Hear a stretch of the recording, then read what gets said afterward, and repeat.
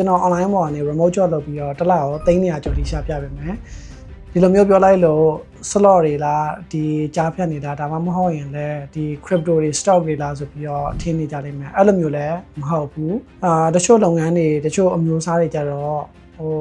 ကိုကတဖြည်းဖြည်း build လောက်လာမှရလာတဲ့ profit တွေဒီကောင်ကကြတော့ကျွန်တော်တို့အဲ့လိုမျိုးမဟုတ်ဘူးတစ်လလားကုန်တာနဲ့ကိုယ်တွေကို300ကျော်တစ်ခါတည်းဝင်တာလာတိုင်းဝင်တာအဲ့လိုမျိုးကိုကဥမာဆို content လိုမျိုး monetization အောင်မှတော့ဒီကိုက stock လိုမျိုးအချိန်တစ်ခုကြာမှလို့အဲ့လိုမျိုးမဟုတ်ဘဲနဲ့ကိုကလားစင်လာတိုင်းကိုစီကိုလုံးဝအတိအကျ300ဆို300အတိအကျအမြဲတမ်းကိုအကောင့်နဲ့လွှဲပေးတဲ့အလုပ်လိုမျိုးပြောတာဒါကဘာအလုပ်လဲဆိုရင်တော့ကျွန်တော် hint ကြိုတင်ပြောရမယ်ဆိုရင်တော့ကျွန်တော်တို့ပုံမှန် professional အလုပ်လုပ်ရတယ်လို့မျိုးလုပ်ရတာဒီမှာအသေးစိတ်ရှင်းပြမှာဖြစ်တဲ့အတွက် video အဆုံးထိကြည့်တဲ့သူတွေအတွက်ကိုကျွန်တော်အကျိုးရှိသွားအောင်ကျွန်တော်2သိန်းတန် class တစ်ခုကို training တစ်ခုကို free တက်ခွင့်ပေးသွားမှာအဲ့ဒါကြောင့်မို့ဒီ video အဆုံးထိကြည့်သွားမယ်ဆိုရင်ကိုယ် knowledge လည်းရမယ်အပြင်ကျွန်တော်တို့2သိန်းတန် training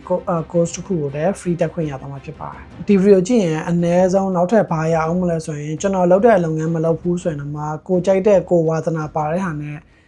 လုပ်ပြီးတော့ online ကနေတစ်လကို300ချီဘယ်လိုရှာမလဲဆိုတာလည်းအနည်းဆုံးသိသွားလိမ့်မယ်လို့ကျွန်တော်ယုံကြည်တယ်ဒီလိုမျိုးကိစ္စတွေကတော်တော်များများ sharing မလုပ်ပေးတာဖြစ်တဲ့အတွက်ကျွန်တော်ဒီမှာတချို့ကိစ္စလေးတွေတောင်းမသိတဲ့ကိစ္စလေးတွေ sharing လုပ်ပေးသွားမယ်နော်โอเคပထမဆုံးကျွန်တော်တို့တစ်လကို300ကျော်ပုံမှန်ကိုဘဏ်အကောင့်လေး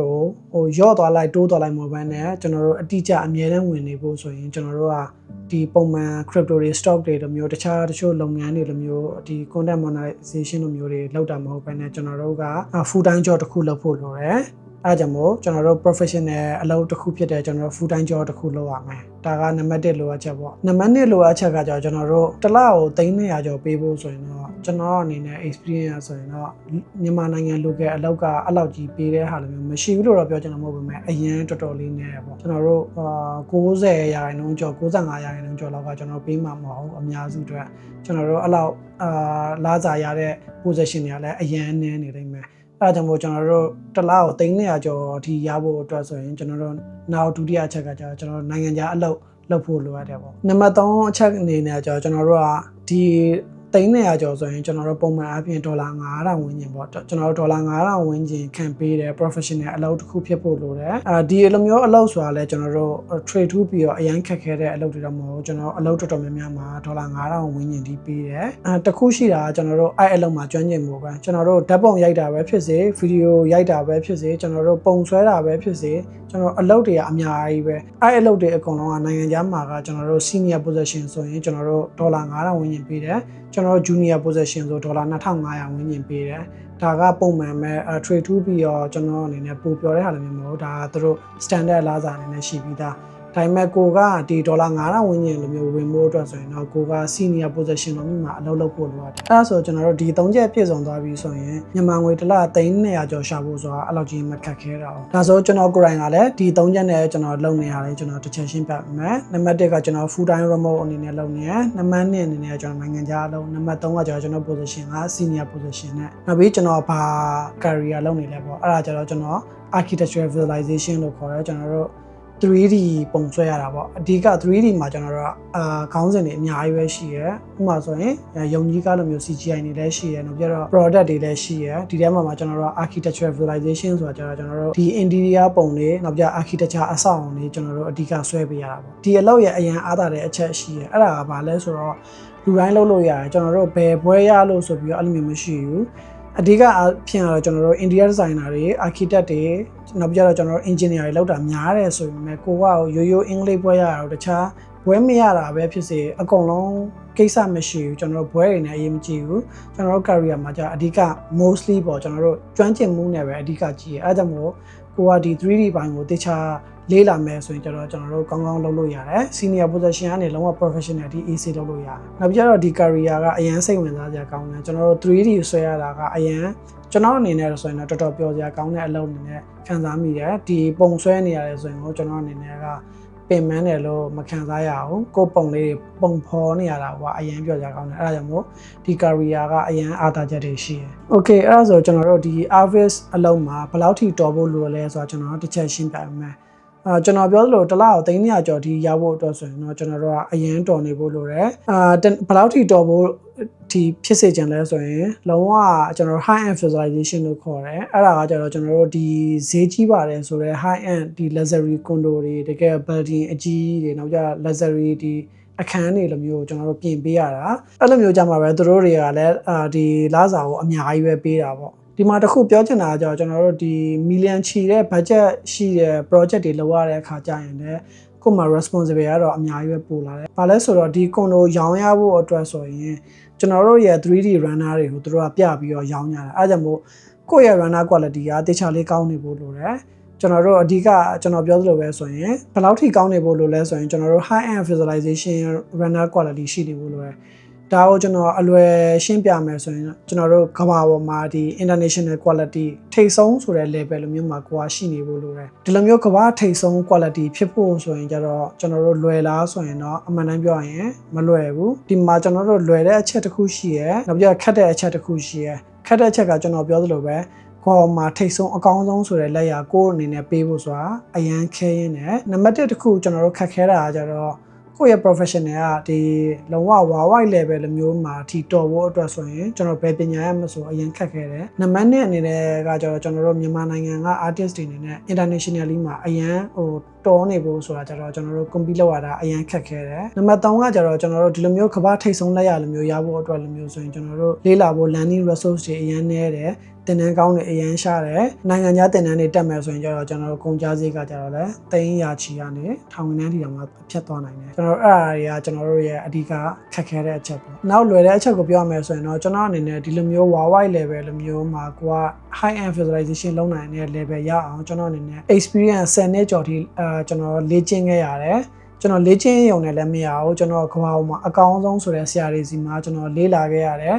်တချို့ဟာတွေဆိုကျွန်တော်တင်တန်းတက်ရုံနဲ့မကောက်ဒီကျွန်တော်တကယ် international မှာထိပ်ဆုံးဆိုတဲ့အရန်တော်တဲ့ဆရာတွေစီကနေကျွန်တော် mentorship တွေ coaching တွေပါအစာယူရတယ်ဒီအတွက်ကလည်းကျွန်တော်ကုန်ကြစိတ်တွေကလည်းအရန်များတယ်နောက်ပြီးတော့ဆရာကောင်းလဲလိုတယ်နောက်ပြီးတော့ကိုကပိုက်ဆံလဲတတ်နိုင်တယ်ဆရာကောင်းလဲရရုံနဲ့လည်းကျွန်တော်မရဘူးကိုကအများကြီးပဲလဲစူးစမ်းဖို့လိုတယ်နောက်ပြီးတော့လမ်းမှာမရောက်ဖို့ကလည်းကျွန်တော်တို့အရန်အရေးကြီးတယ်အဲကြတော့ကျွန်တော်အနေနဲ့လုံးဝပုံမဆွဲဘူးလုံးဝ beginner stage ကနေစပြီးတော့လုံးဝ professional level ထိရအောင်ဒီကျွန်တော် step by step ဘယ်လိုလုပ်ရမလဲဆိုတဲ့ဟာလိုမျိုးကိုကျွန်တော်ကောင်းကောင်းသိသွားပြီအဲ့ဒါနဲ့ပတ်သက်ပြီးတော့လည်းကျွန်တော် sharing တွေအများအားလုပ်ဖြစ်တယ်နောက်ပြီးကျွန်တော်စီမှာဒီလိုမျိုးသွားကျင်တယ်ဆိုရင်အသေးစိတ်လေးလာအောင်ထိလဲ academy ဖွင့်ထားတယ်ကျွန်တော် academy မတက်လဲကိစ္စမရှိဘူးကျွန်တော်အနေနဲ့ဒီ step by step ဘာလုပ်ရမလဲဆိုတဲ့ဟာလိုမျိုးကိုကျွန်တော် workshop sharing လေးအများအားလုပ်ဖြစ်တယ်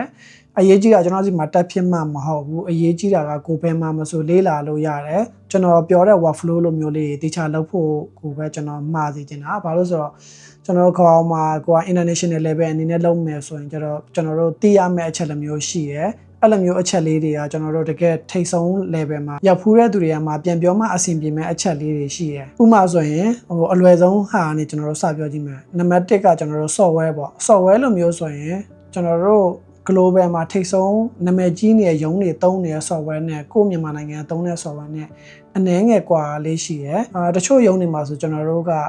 ဒီသူတို့က private လိုမျိုးထားတာဖြစ်တဲ့အတွက်သူတို့ဘာ software တွေသုံးလဲတာမှကျွန်တော်တို့ access လုပ်ခွင့်မရဘူးကျွန်တော်အနေနဲ့ကျတော့ကျွန်တော်ဆရာတွေစီကနေတစ်ဆင့် access လုပ်ခွင့်ရတယ်ကျွန်တော်ကိုယ်တိုင်ကလည်းသုံးနေရဖြစ်တဲ့အတွက်ဒီ software လေးတွေကျွန်တော်ပြန်ပြီး sharing လုပ်ဖြစ်တယ်နမူနာဆိုရင်မြန်မာနိုင်ငံမှာဆိုရင်ကျွန်တော်တို့ 3D ဆွဲဖို့အတွက်ဆိုရင် SketchUp view တွေကအများဆုံးသုံးတယ်နောက်အခု trending ဖြစ်လာတာဆိုရင်တော့ DeFi လိုမျိုးပေါ့ဒါပေမဲ့ကျွန်တော်တို့ Arvis မှာကျတော့တကယ်ကမ္ဘာထိပ်တန်း company မှာလုပ်ရင်ကျတော့ဒါတွေနဲ့လုံးဝဆန့်ကျင်ဘက်ဖြစ်သွားပြီ 3Max သုံးတယ် modeling အတွက်ဆိုရင်နောက်ကြတော့ကျွန်တော် rendering အတွက်ဆိုရင်များသောအားဖြင့် Corona သုံးတယ်တချို့ရုံတွေကတော့ V-Ray သုံးတယ်နောက်ကြတော့ကိုက quality လည်းကောင်းကောင်းလိုချင်တယ်ကျွန်တော်တို့အချိန်ကလည်းအရန်မြန်နေတယ်လိုမျိုးဆိုရင် F-Strong လိုမျိုးသုံးတယ်ကျွန်တော်တို့ project အကြီးတွေဆွဲဖို့ဆိုရင် Ampere landscape တွေကဒီ file optimization မှာအရင်အရေးကြီးတာဖြစ်တဲ့အတွက်ကျွန်တော်တို့ forest path လိုမျိုး tools တွေကကျွန်တော်တို့မဖြစ်မနေကိုသိဖို့လိုတယ်။နောက်ပြီးတော့ကျွန်တော်တို့ဒီ urban တွေအိမ်တွေအများကြီးပဲဆွဲရမယ့်ဟာလိုမျိုးဆိုကျွန်တော်တို့ procedural လိုမျိုး tools ဖြစ်တဲ့ကျွန်တော်တို့ rig လုံးကမဖြစ်မနေသိဖို့လိုတယ်။ကျွန်တော်အခုပြောတဲ့ software တွေဆိုရင်တချို့သူတွေကကြားဘူးလိမ့်မယ်တချို့ software တွေကမကြားဘူးမသိဘူးမသုံးဘူးဖြစ်လိမ့်မယ်ကျွန်တော်ပြောတဲ့အခု software တွေကျတော့ essential ဖြစ်တယ်လုံးဝကိုကမသိလို့မရဘူးသိထားဖို့လိုတယ်ကိုကတစ်ချိန်ချိန်မှာအနောက်တိုင်း ရုံးတွေမှာလုပ်ချင်တယ်ကိုက professional အနေနဲ့လုပ်ချင်တယ်ဆိုရင်ကျွန်တော်ပြောတဲ့ software လေးတွေကိုကကောင်းကောင်းကျွမ်းကျင်သုံးသပ်ထားဖို့လိုတယ်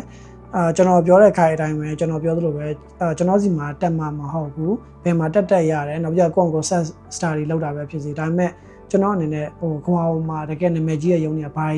သုံးလဲဆိုတဲ့ဟာလိုမျိုးသိစေချင်တာမဟုတ်ဘူးဆိုရင်ကိုက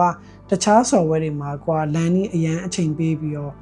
့တကယ်ကိုကအရန်မိုက်ပါတယ်ဆိုတဲ့ရုံးတွေမှာလုပ်တဲ့အခါကျရင်ကိုယ့်ရဲ့ software နဲ့ fit မဖြစ်ရင်သူတို့ကမစင်စားဘူးကျွန်တော်တို့အလုံးရှောင်းမဲ့ website လိုမျိုးဆိုရင်လည်းကျွန်တော် sharing တွေလုပ်ပေးဖြစ်တယ်သူတို့ website ထဲမှာဆိုရင်ကျွန်တော်တို့လာစာလဲကျွန်တော်ပြောသလိုပဲလာစာကောင်းကောင်းပေးပြီးသား junior ဆိုရင်ကျွန်တော်တို့2500 3000ပေးတယ်ကျွန်တော်တို့ senior ဆိုရင်9000နဲ့9000အထက်တစ်မျိုးပေးတယ်အဲ့မှာကျွန်တော်တို့ job requirement ကိုကျွန်တော်တို့ကြည့်လို့ရတယ်requirement ကြည့်တဲ့အခါကျရင်ကျွန်တော်ပြောတဲ့ software တွေက general မှာ10ခုမှာက10ခုလောက်ကဒီလိုမျိုးတွေပဲလာလိမ့်မယ်အဲ့လောက်ထိကိုသူကအများစုအနေနဲ့ဒါတွေသုံးကြတာဒါပေမဲ့ပြဿနာကမြန်မာနိုင်ငံမှာကျတော့ဒီလိုမျိုး software တွေကတိတ်မသုံးကြဘူးအထူးသဖြင့်3 max နဲ့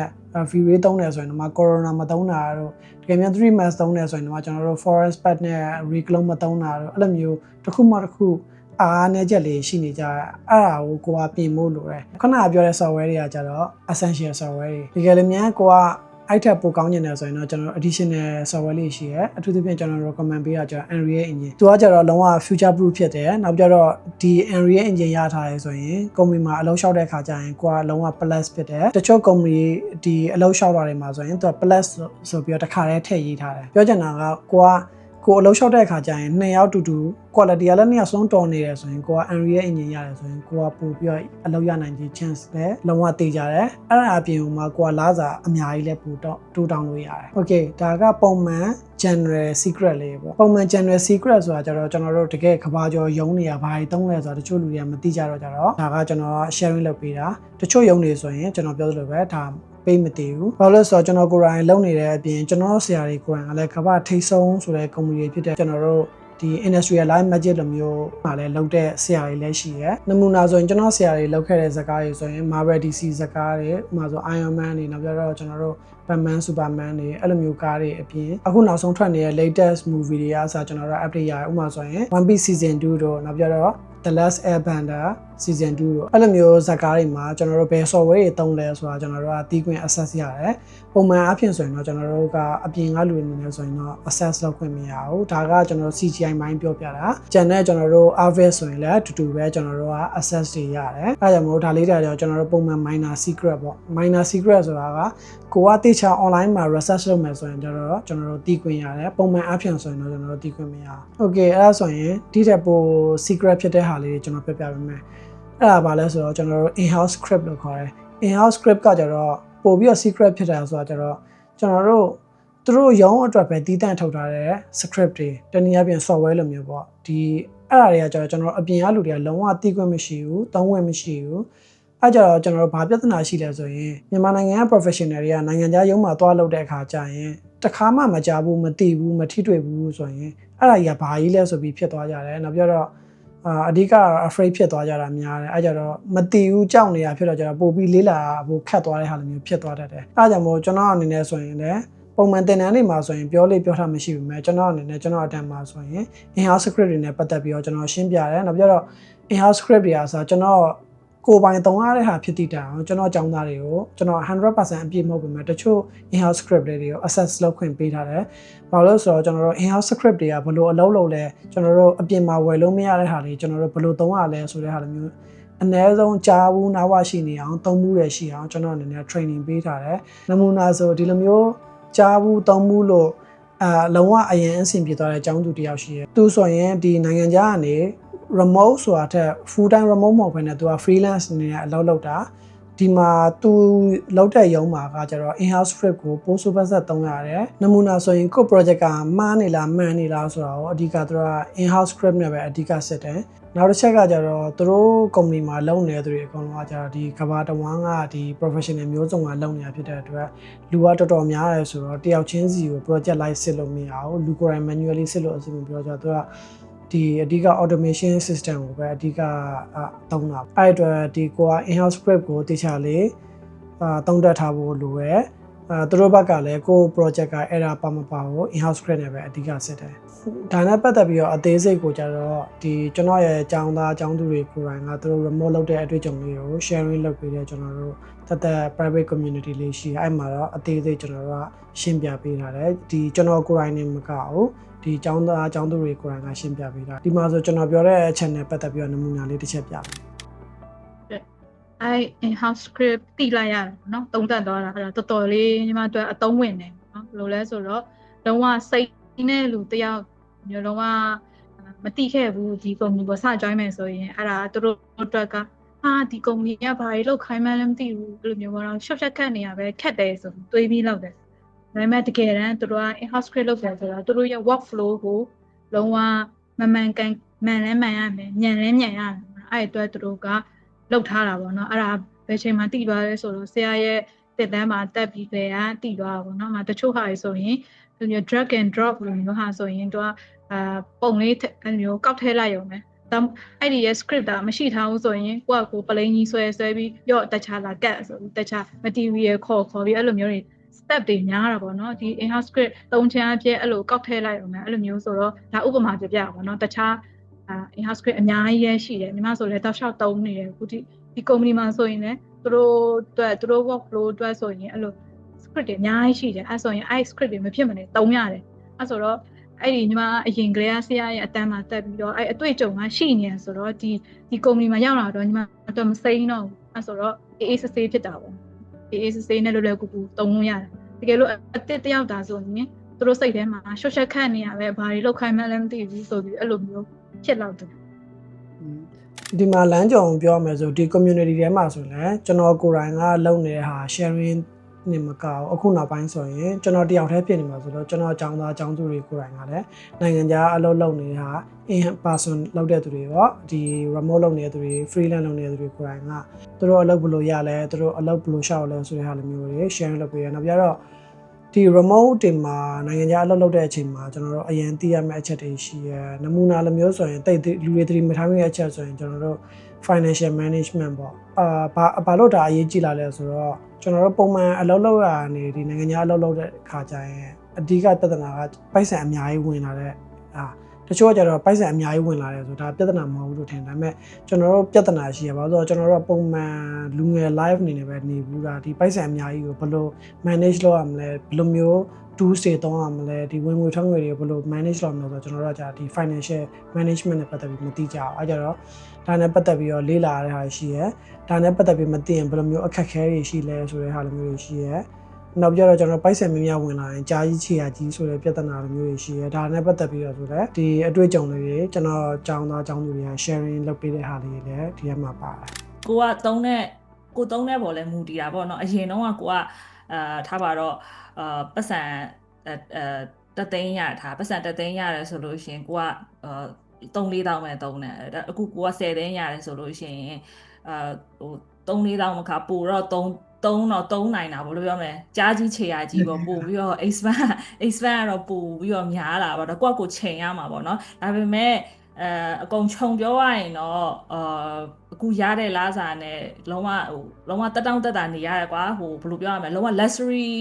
high end ပုံစံမျိုးကြီးမဟုတ်ပြင်မဲ့ပြောရရင်ဒီမှာလက်ရှိလုံနေတဲ့လူတွေလစာထက်တော့အများကြီးတာတယ်အဲ့လိုပုံစံမျိုးကိုစားကျင်တာကိုစဉ်းစားနေကြမလို့ကောက်ပြီးဝယ်လိုက်လို့ရတယ်ကွာကိုပစ္စည်းမှာ device တွေလိုချင်တာဖြစ်ဖြစ်computer change ချင်တာလားcomputer change နေဆိုတော့အဲ့လိုဘက်ခနဲ့ဝယ်လိုက်လို့ရတယ်ကွာအရင်ကြီးဟို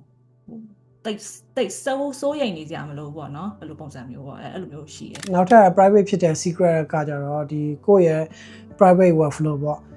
ဒီ private workflow ကိုကြတော့ဒီတော်တော်များများက sharing မလုပ်ပေးကြဘူးကိုယ့်ရဲ့ project ကိုဘယ်လိုလုပ်လဲဆိုတဲ့ဟာကိုတော်တော်များများက company တိုင်းတော်တော်များများအကောင်းဆုံးအနေထားရအောင်သူတို့ကတဖြည်းဖြည်းနဲ့ပုံ refine လုပ်လာတယ်အကောင်းဆုံးရပြီးသားဟာကိုလည်းတောင်တိုင်အောင်အပြင်ကလူတွေကိုတမျိုး free pay ဖြစ်မှာမဟုတ်ဘာလို့ဆိုတော့သူတို့အနေနဲ့လူရောအချိန်ရောငွေရော invest လုပ်ထားဖြစ်တဲ့အတွက်သူတို့ရုံးတွင်းမှာပဲတုံးတယ်ကျွန်တော်ရဲ့ private workflow မှာဆိုရင်ကျွန်တော်နှစ်ခုပြောပြခြင်းနဲ့နံပါတ်1တစ်ခုကကြတော့ကျွန်တော်တို့ပုံမှန်ကကြတော့တချို့အမြန်လောက်ချင်တယ်ဆိုတဲ့ဟာလိုမျိုးရှိတယ်ကျွန်တော်တို့အမြန်သွားချင်တဲ့အခါကျတော့ကျွန်တော်တို့ Unscale တို့ DeFi တို့သုံးကြတယ်ဒါပေမဲ့အဲ့ထက်ပိုမြန်ပြီးပိုကောင်းတဲ့ software တွေရှိတာကြတော့တော်တော်များများကသတိမထားမိတဲ့ဟာတွေရှိတယ်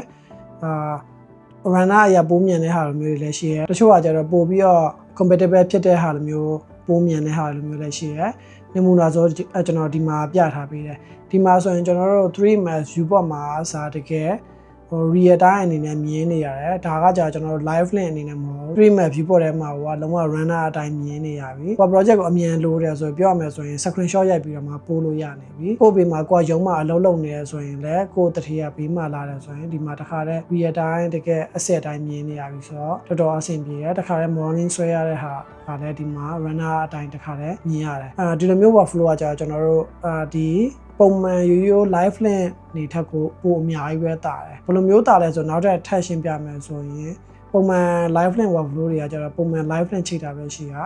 ဒီမှာဆိုနောက်တစ်မျိုးဆိုရင်ကျွန်တော်ဘယ်လိုမျိုးတွေသုံးလဲဆိုရင်ဥပမာဆိုရင်ကျွန်တော်တို့နိုင်ငံခြားဘက်နဲ့ချိတ်ဆက်ပြီးအလုပ်လုပ်တဲ့အခါကျရင်တခါလေ designer အနေနဲ့ကျွန်တော်လုပ်တဲ့အခါတွေကျရင်ကျွန်တော်တို့ AutoCAD update တွေရအဓိက revise တွေလာပေါ့ revise တွေလာတဲ့အခါကျရင်ကျွန်တော်နမူနာဆိုရင်ဟိုအရင်က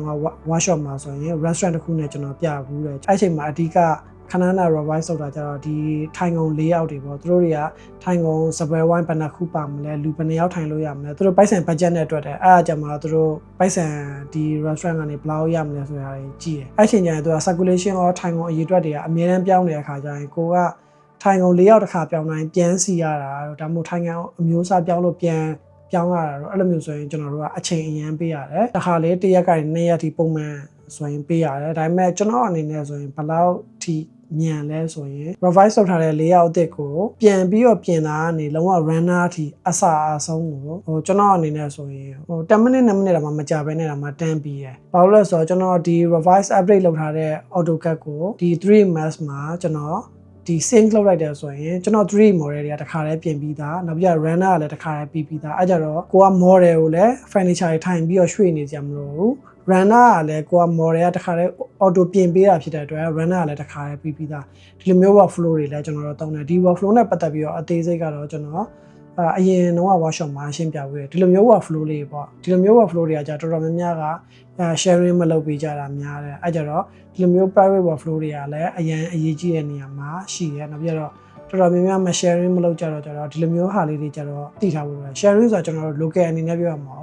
local အနေနဲ့ international အနေနဲ့ဒါတွေကြတော့သူတို့ sharing မလုပ်တာသူတို့အပြစ်မရှိပါဘူးဆိုတော့ကိုယ်တိုင်ကိုယ့်ရဲ့ studio ရဲ့ workflow ဖြစ်တာဖြစ်တဲ့အတွက်တော်တော်များများက private အနေနဲ့ပဲထားကြမှာဒါပုံမှန်ပါပဲ okay အဲ့ဒါဆိုရင်တော့ကျွန်တော်တို့အကြံဉာဏ်အဖြစ်ဆိုရင်တော့ကျွန်တော်ဒီလောက်ပဲရှင်းပြရမယ်ကျွန်တော်အနေနဲ့ဒီ video တစ်ခုထဲမှာအစအဆုံးကိုရှင်းပြဖို့ဆိုရင်တော်တော်ရှည်သွားလိမ့်မယ်ဒီအခုလက်ရှိ video ကကျွန်တော်ထင်တယ်နည်းနည်းရှင်းနေလာပြီအဲ့ဒါကြောင့်မို့ကျွန်တော်အနေနဲ့ short code လေးတစ်ခု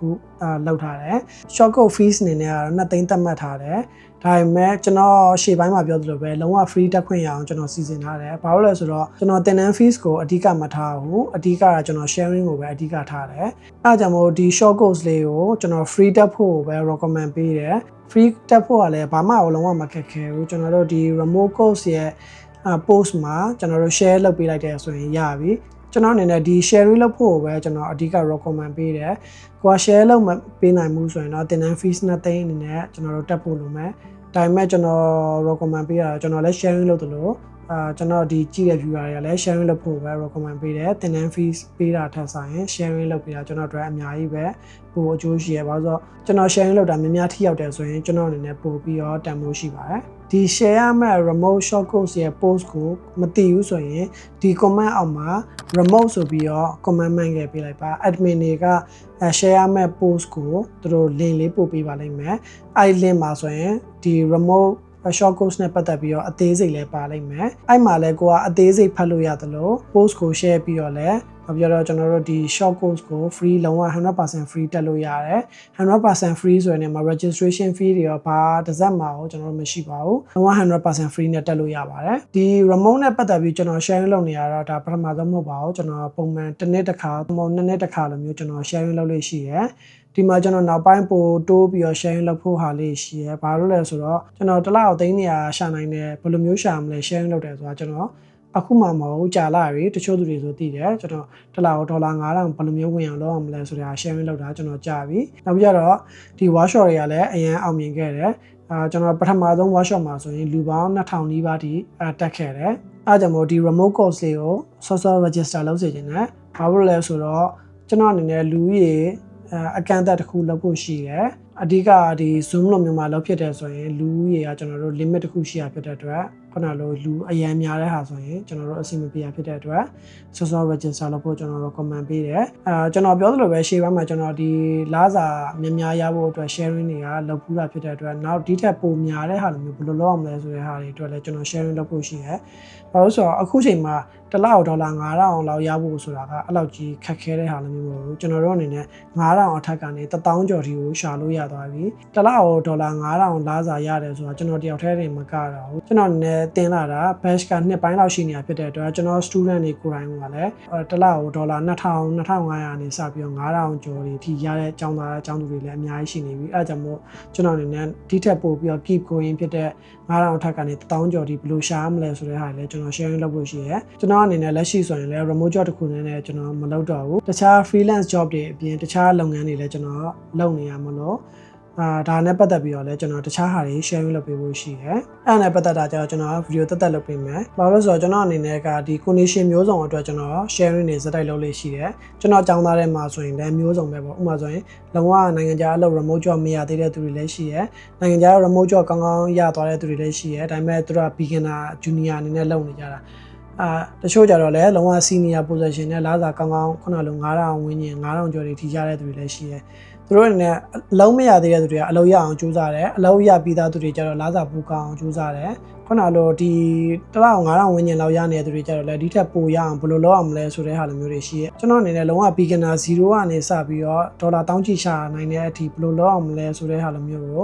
level ပေါ်မူတည်ပြီးတော့ကျွန်တော် sharing တွေလုပ်တာဖြစ်တဲ့အတွက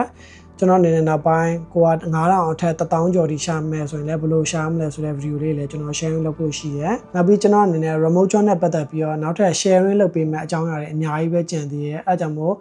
remote job နဲ့ပတ်သက်ပြီးတော့စိတ်ဝင်စားတယ်ဆိုရင်ကျွန်တော် page လေးကို like and follow လုပ်ထားပေးပါကျွန်တော် video တွေထပ်တင်ဖို့ကြိုးစားပေးပါမယ်ကျွန်တော်ပြောသလိုပဲဒီ remote job ကကျွန်တော်တို့ 3D လုံးမှမဟုတ်ကိုက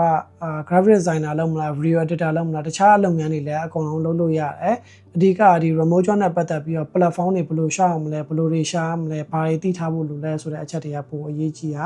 နိုင်ငံခြားမှာတစ်လကို2000 2500နေ9000ရတယ်ဆိုတဲ့ဟာကတကယ်ထူးဆန်းတဲ့ကိစ္စမဟုတ်ဒါသူတို့အနေနဲ့ပုံမှန် standard လာတာအနေနဲ့ဖြစ်တာဖြစ်တဲ့အတွက်ကိုကအဲ့ဒီမှာအဝင်ခွင့်ကြ fit ဖြစ်သွားအောင်သူတို့ quality ထဲမှာကောင်းကောင်းဝင်သွားဖို့ပဲလေ့လာဖို့ပဲအဓိကအ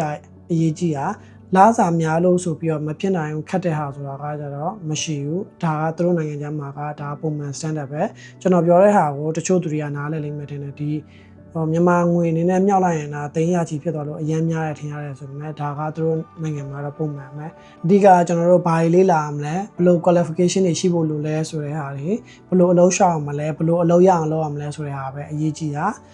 လားစာများဖို့ဆိုတာကသူ့auto အဆင်ပြေသွားလိမ့်မယ်အဲဒါဆိုကျွန်တော်လုံးဝအချင်းချုပ်ပြီးမြန်ပြောထားတဲ့ video တော့မှနည်းနည်းလေးရှည်ပြီလို့ထင်တယ်အဲကြောင့်မို့ကျွန်တော်ရဲ့ဒီ remote job short course ထဲမှာပဲကျွန်တော်အသေးစိတ်ဒီမှာရှင်းပြပေးမယ်ရက်အနေနဲ့ရတယ်အရင်မများဘူးလူတိုင်းလည်းအဆင်ပြေမယ်2ရက်ပဲကိုအချိန်ပေးရုံပဲပထမတစ်ရက်ကကျတော့ကျွန်တော်တို့စာရေးတင်ပေးမယ်စာရေးကျွန်တော်တို့ဘာတွေသိဖို့လို့လဲ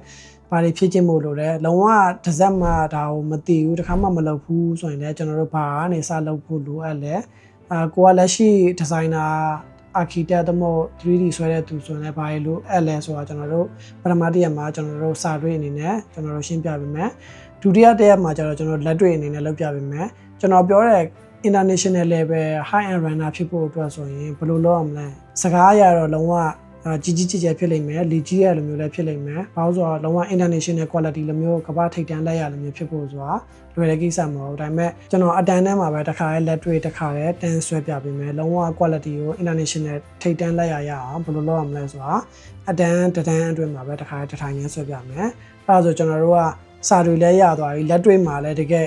international မှာအရန်ကောင်းပါတယ်ဆိုတော့ထိပ်တန်းလက်ရဖို့လည်းဘယ်လိုလုပ်ရမလဲဆိုတဲ့ဟာလက်တွေ့လည်းသိသွားပြီဆိုကျွန်တော်တို့ဒီ2ရက်ဆိုရင်မဲ့တော်တော်လေး knowledge ကပြည့်ဝရသွားလိမ့်မယ်ဒီ short course ကအရန်ကြီးကျွန်တော်တို့ value ပဲရှိတယ်ဘာလို့ဆိုတော့တကယ် international မှာထိပ်ဆုံးလက်ရလိုမျိုးရဖို့ဆိုတာကျွန်တော်တို့ဘယ်လိုလုပ်ရလဲဆိုတော့လက်တွေ့ practical သင်ပေးတဲ့ဟာလိုမျိုးကျွန်တော်တို့ access လုပ်ဖို့ဆိုရင်အရန်နိုင်ငံခြားမှာဆိုရင်အရင်စီးကြည့်တယ်ဒီ workshop တစ်ခုတက်မယ်ဆိုရင်ကိုကျွန်တော်တို့ကအနည်းဆုံးဒေါ်လ